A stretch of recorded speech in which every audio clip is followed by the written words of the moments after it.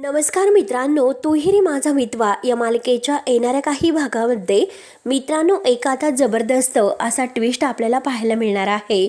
तो ट्विस्ट असा आहे की त्यासाठी मित्रांनो व्हिडिओ शेवटपर्यंत नक्की बघत राहा आणि आपल्या चॅनलला सबस्क्राईब करत राहा।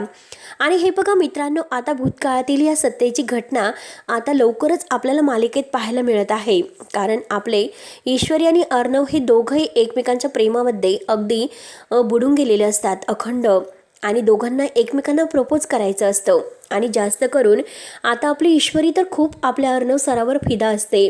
कधी मी अर्णव सरांना एकदाचं प्रपोज करेन, कारण स्वप्नात कशातही तिला फक्त अर्णव सर दिसत असतात आणि ती थँक्यू सर असे करत असते। अर्णवला तर खूप हसू येतं, कारण अर्णवने तर आता ठरवलेलं असतं की जगातील असं इतकं खास सरप्राईज आता आपण ईश्वरीला द्यायचं, म्हणून इंदोरी स्टाईलचं जेवण आणि इंदोरी स्टाईलचे सगळे पदार्थ, इंदोरचा माहोल मात्र आता अर्णवने चक्क ईश्वरीसाठी घरी आणलेला असतो। आणि त्यात म्हणजे आता तो आपल्या स्वतःच्या हाताने ईश्वरीचं औक्षण करतो। ईश्वरी खूप नशिबान स्वतःला समजवत असते, कारण आत्तापर्यंत इतकं छान सरप्राईज आपल्याला कोणीही दिलेले नाही, म्हणून ईश्वरी अगदी तिचा म्हणजे जे काही मन आहे ते दिलदिवानं झालेलं असतं। तिला असं होतं की कधी मी आता तयार होईल, अर्णव सरांना प्रेमाचं प्रपोज करेल, माझ्या मनातील मी अगदी सांगेन अर्णव सरांना आय लव्ह यू म्हणेल। याची पूर्णपणे ती काल रात्री म्हणजे अगोदरपासूनच तयारी सुरू असते। आणि त्यात म्हणजे आता अर्णवने तिला आणखीनच खुश केलेलं असतं। आता जो म्हणजे ड्रेस आहे तर तो ड्रेस मात्र तो इतका खास आहे। आता हे जेवण वगैरे आहे ते बघूनच मात्र ईश्वरी इतकी खुश होते, आणि तो ड्रेस बघूनच आता ईश्वरी खूपच खुश होणार असते।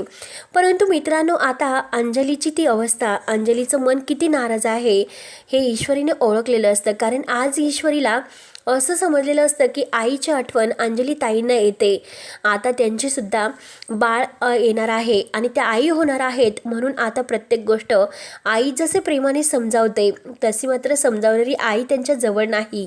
आपण मात्र अंजली ताईंना ते सर्व सुख देण्याचा प्रयत्न करायचा, असे मात्र आता ईश्वरीने ठरवलेलं असतं। आता ईश्वरी आणि त्या दोघी बाहेर गेलेल्या असतात, आणि त्यात म्हणजे अंजलीना आणखीन जे काही पुढचं सत्य आहे तर ते भूतकाळातील ईश्वरीला सांगितलेले असते। ईश्वरी सारखा विचार करत असते की खरंच तर ती बाई कोण होती की अशी अर्णव सरांच्या वडिलांच्या आयुष्यात आली, आणि अगदी हसता खेळता संसार मात्र आता अर्णव सरांचा हा अगदी उद्ध्वस्त झाला, म्हणजे त्यांच्या आई आणि वडिलांचा। अर्णव सरांच्या आणि अंजली ताईंच्या चेहऱ्यावरचं हसू गेलं, त्यांचा आनंद गेला, ते रस्त्यावर आलेत। आता हे अगदी ईश्वरीला सारखं आठवत असते। आता ईश्वरी मात्र आता जेव्हाही तयार होत असते, आता वल्लरीने त्या अगोदर तो फोटो मात्र तेथे ड्रेसमध्ये ठेवलेला असतो। आता अर्णवने ईश्वरीसाठी इतका सुंदर ड्रेस डिझाईन केलेला आहे, हे लावण्याला काही बघवत नाही। लावण्याला असं वाटतं की आता काही झाले तरी मात्र हा ड्रेस ईश्वरीपर्यंत पोहोचून द्यायचा नाही। आता अर्णवने इतका अगदी मनापासून ड्रेस बनवला ना, काही झाले तरी हा ड्रेस मात्र मी तिला नाही घालून देणार, कारण आता आपला हक्क तिने घेतला, आपलं लग्न अर्णवशी होणार होतं, परंतु आता ह्या डिफेक्टिव्ह मुलीशी ह्या अर्णवने म्हणजे ARने लग्न केलं, तिची लायकी तरी आहे का हा ड्रेस घालण्याची। म्हणून आता लावण्याचा इतका जळफळाट होत असतो, लावण्य तो ड्रेस काढते आणि त्यातील फोटो खाली पडतो। तो फोटो खाली पडल्यानंतर आता लावण्य तो फोटो उचलते, आणि यात तर ईश्वरीची आई आहे, म्हणजे ही बाई आणि हे म्हणजे आता हे अर्णवचे वडील लावण्याला काही माहिती नसतात, म्हणून तो फोटो ती उचलते आणि बाजूला ठेवते। त्यानंतर मात्र आता तो ड्रेस आहे तर तो ड्रेसचा काहीतरी आता घोळ करून ठेवायचा तो ईश्वरीला, जेणेकरून घालता आला नाही पाहिजे। आपण त्यावर काहीतरी म्हणजे डाग वगैरे जर पाडलेत, आणि ते डाग वगैरे पाडलेले आहेत, आता डाग पडलेला ड्रेस तर ईश्वरी घालूच शकत नाही। मग आता अर्णवचा सुद्धा मूड ऑफ होईल आणि ईश्वरीचा सुद्धा, म्हणून आता ही लावण्य आहे तर लावण्य मात्र आता तो ड्रेस आहे तर त्या ड्रेसवर अगदी डाग पाडण्याचं ठरवते। त्यासाठी मात्र ती आता जे काहीतरी रंगाची बाटली आहे तर ती बॉटल घेते, आणि त्या ड्रेसवर ती अगदी मुद्दाम म्हणजे टाकायला सुरुवात करत असते। आणि त्याच वेळेस तर होतं काय मित्रांनो, तेथे अर्णव येतो। अर्णव आपल्या डोळ्यांनी हे सर्व पाहतो आणि जोरात तो लावण्यावर ओरडतो, लावण्या काय करतेस तू? लावण्य आता खूपच घाबरते, कारण आज मात्र तिला ARने तर पूर्ण पकडलेलं असतं. अर्णवला इतका राग येतो, म्हणजे अगं मी इतकी मेहनत करून तो ड्रेस अगदी ईश्वरीसाठी डिझाईन केला आणि तो सिलेक्ट केला, आणि तू आज मात्र त्या ड्रेसची विल्हेवाट लावायला निघालीस. लाज वाटते का लावण्या तुला हे सर्व करताना? लावण्या तत आणि मम करत असते. अर्णवला खूपच राग येतो. अर्णव म्हणतो की हे पग चालती हो, आज मात्र तू या घरातून चालती हो. आज तुला ईश्वरीने कितीही थांबवण्याचा आणि मला अडवण्याचा प्रयत्न केला तरीसुद्धा मी नाही ऐकणार. आज काही झाले तरी शेवटी या घरातून तुला जावंच लागेल. मी तुला नाही सोडणार, कारण आज माझ्या डोळ्यांनी मी पाहिलं तू कोणती कारस्थानी बाई आहेस. आणि आता मात्र इथून जास्त अपमान तुझा होण्यापेक्षा माझ्या तोंडातून तर तू मात्र जाऊ शकते, नाहीतर मी तुला अगदी हाताला धरेन आणि एक सणकणी कानामागे देऊन तुला घराच्या बाहेर काढेल. त्या अगोदर तू जाऊ शकते. आता लावण्याचा खूप जळफाट होत असतो. नक्की काय करू हे ते काही तिला कळत नसते, म्हणून आता सगळेजण धावतच आत येतात. ईश्वरी विचारते की अहो सर काय झालं, तुम्ही काय इतकं चिडलात? आता लावण्य म्हणते की तूच बघ ना ईश्वरी, अगं मी काही केलेलं नाही, तू माझ्यावर विश्वास ठेव. परंतु आता AR माझ्यावर नाहक संशय घेतो. अगं मी फक्त तुझा ड्रेस पाहत होते, त्यावरील डिझाईन चेक करत होते, पण ARचा काहीतरी गैरसमज झाला. वल्लरी मामी आता लावण्याची बाजू घ्यायला जाते, परंतु अर्णव हा वल्लरी मामीच्या वर सुद्धा खूप चिडलेला असतो. लगेच अर्णव हा ऐकायला तयार नसतो. लावण्याची तो हकलपट्टी करतोच, परंतु आता ईश्वरी तो ड्रेस घालायला आतमध्ये येते, तर अर्णव अगदी प्रेमाने तो ड्रेस तिच्या हातात देतो. आणि त्याच वेळेस तो खाली पडलेला फोटो आहे, तर त्याकडे ईश्वरीचं लक्ष जाते. आता मात्र तो ड्रेस अगदी ईश्वरीने तोपर्यंत घातलेला आहे आणि ती फोटो तो उचलायला जाते. आता तो फोटो उचलणार तोच लगेच अर्णव तो फोटो तिच्या हातातून घेतो. आता ईश्वरी म्हणते की सर अहो हा फोटो तर आता कोण, म्हणजे हे तर तुमचे वडील दिसतात. आणि अर्णवला इतका राग येतो. अर्णव म्हणतो की मिस इंदोर तुझ्याकडे हा फोटो आला कुठून? ईश्वरी म्हणते की सर मला माहिती नाही हा फोटो आला कुठून. अर्णव खूपच भडकलेला असतो. एकतर लावण्यामुळे त्याचा राग अगदी अनावर झालेला असतो, आणि त्यात म्हणजे हा फोटो समोर आलेला असतो.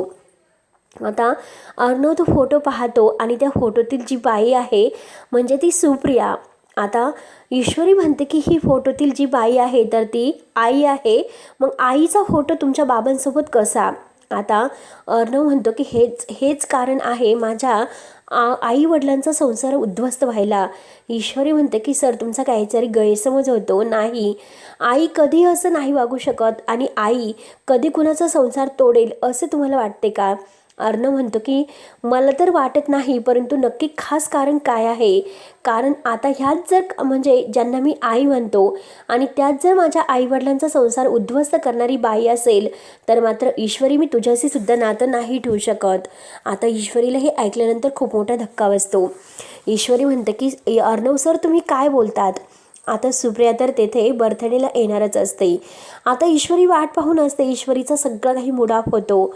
आता वल्लरीला असं वाटतं की आताही यावेळेस सुप्रिया येईल, आणि सुप्रियाने मात्र सगळ्यांच्या समोर सगळं काही सांगितल्यानंतर आता खूप मोठा धमाका होईल, म्हणून आता वल्लरी तेथून गायब होण्याचं ठरवते. त्यानंतर मात्र आता वल्लरी लपून बसणार असते रूममध्ये. आता सुप्रिया मात्र आता काहीतरी तिला कारण म्हणजे हवं असतं, आणि ईश्वरी सुप्रियाला रूममध्ये घेऊन जाते. रूममध्ये गेल्यानंतर आता मात्र ईश्वरी सुप्रियाला सगळं काही विचारते. सुप्रिया आता म्हणते की ईश्वरी अगं हा तर खूप 25 वर्षाचा मोठा भूतकाळ आहे, आणि आता हे जे काही आहे ना ते सगळं खोटं आहे. तू तुझ्या बाबांना सुद्धा हे सर्व विचारू शकते. तुझ्या बाबांना सुद्धा आता हे सगळं माहिती आहे, कारण मी त्यांच्यापासून काहीही लपवलेलं नाही. आणि हे बघ ईश्वरी तुझा जर माझ्यावर विश्वास असेल तर मात्र तू माझ्यावर विश्वास ठेव. मी कधीही असं चुकीचं नाही वागणार. जी घटना माझ्याबरोबर घडून गेली त्यात माझी सुद्धा काही चूक नव्हती, आणि अर्णवच्या वडिलांची सुद्धा काही चूक नव्हती. आज मला समजले की हे अर्णव सरांचे वडील आहेत. आत्तापर्यंत मला माहिती नव्हते, परंतु ते खूप भले माणूस होते. कारण हे जे काही करणारी बाई आहे तर ती एक कारस्थानी बाई होती. तिनेच मला फसवले आणि त्यांच्या कॉफीमध्ये गुंगीचं औषध टाकून हे सर्व प्रकार घडून आणला. आणि त्याच वेळेस वल्लरी आता रूमच्या बाहेर जाणार असते, तर सुप्रिया म्हणते की हीच ती बाई आहे त्या दिवशी कारस्थान घडून आणणारी. आता मात्र अर्णव तेथे येतो. अर्णव मात्र मामीचं नाव घेतल्यानंतर अर्णवच्या पायाखालची जमीन सरकते. अर्णवला खूप मोठा धक्का बसतो. म्हणजे आता आपण सुप्रिया आईवर संशय घेतला, परंतु हे कारस्थान करणारी तर आता ही आपलीच मामी आहे. अविनाश मामा पुढे येतो. अविनाश मामा म्हणतो की हो अर्णव, जिच्यावर तू इतकं आईसमान प्रेम करतो तर ती एक नालायक बाई आहे. तिने आजपर्यंत खूप काही केलं. अरे एक काळ असा होता की ज्या पार्टीमध्ये तुझ्या वडिलांना पारितोषिक मिळालेलं होतं आणि आता तो उद्घाटन सोहळा होता आणि त्या अगदी त्या पार्टीमध्ये तुझ्या आईने जे काही त्यांना हिऱ्याचं पदक मिळालं होतं ते पदकसुद्धा चोरण्याचा प्रयत्न केला होता. आणि तेव्हापासून मात्र अरे सात्विकाने तिला पार्टीतून अगदी बाहेर काढलं होतं आणि त्याचाच बदला घेण्यासाठी वल्लरीने हे कारस्थान घडून आणले. हे सर्व काही आता अविनाश मामा सर्वांच्या समोर सांगतो आणि आता अर्णवला आणखीनच राग येतो. अर्णव म्हणतो की मामी, तू या थराला जाईल असं वाटलं नव्हतं. अर्णव म्हणतो की अरे अजून तर तिचे खूप कारस्थानं आहेत, तू तिला समजतो काय? आता एक एक कारस्थान जर तुमच्या समोर आले तर अवघड आहे. आता वल्लरची पूर्णपणे बोलती बंद होते. आपण करायला गेलो एक आणि झाले भलतेच. सुप्रिया अर्णवची माफी मागते आणि हे बघ अर्णव, मला माफ कर, मी कधी असं नाही वागणार, माझ्यावर विश्वास ठेव. आता मात्र संजयसुद्धा लगेच थटकनी उठून उभा राहतो आणि म्हणतो की नाही, हे सर्व खोटं आहे. कारण आता माझा सुप्रियावर पूर्ण विश्वास होता म्हणून मी सुप्रियाशी लग्न केले होते. हे जे काही घडले आहे तर ते खरे सत्य नाही. अर्णव, सगळ्यात मोठा गैरसमज तुझा आणि तुझ्या घरच्यांचा झालेला आहे आणि जेणेकरून तुझ्या आईने जीव दिला हे मात्र आम्हाला काहीच माहिती नव्हते. म्हणून सुप्रिया अर्णवची माफी मागते आणि आता वल्लरीला तिच्या पापाची शिक्षा मिळते आणि लावण्याची तर कायमची हाकालपट्टी होते. मित्रांनो, आता ईश्वरी आणि अर्णव परत अगदी प्रेमाने एकत्र येतात आणि आता अर्णव आणि ईश्वरी दणक्यात आता ईश्वरीचा बर्थडे साजरा करतात. तर मित्रांनो, आता पुढे काय होईल हे बघण्यासाठी आपल्या चॅनलला नक्की सबस्क्राईब करत राहा. धन्यवाद.